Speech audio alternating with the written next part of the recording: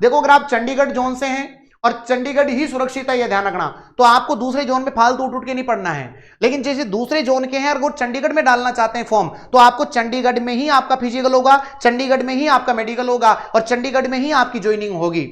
समझ में आ गई मेरी बात? तो ये इस आधार पर देखेंगे तो यहाँ पर 3800 प्लस रिक्तियां हैं, तो लगभग ये सुरक्षित जोन माना गया है मेरे हिसाब से, जो मैंने एनालिसिस देखा है पिछले पेपरों के आधार पर। मैं बताऊंगा भी भी लास्ट के अंदर आपको।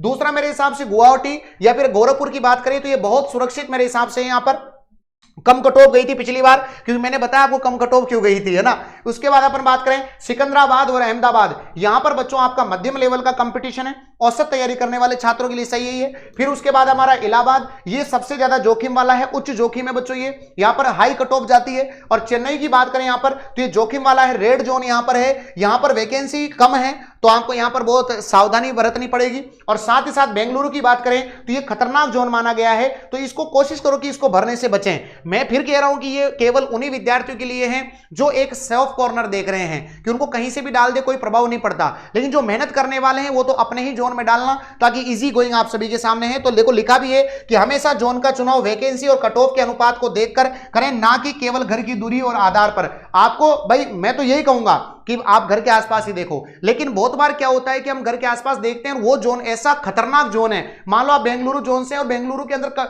आपकी रिक्तियां ही 100 ही है, तो फिर वहां दिक्कत आएगी और पढ़ने वाले भी ज्यादा है, तो कट ऑफ ज्यादा जानी है वहां की।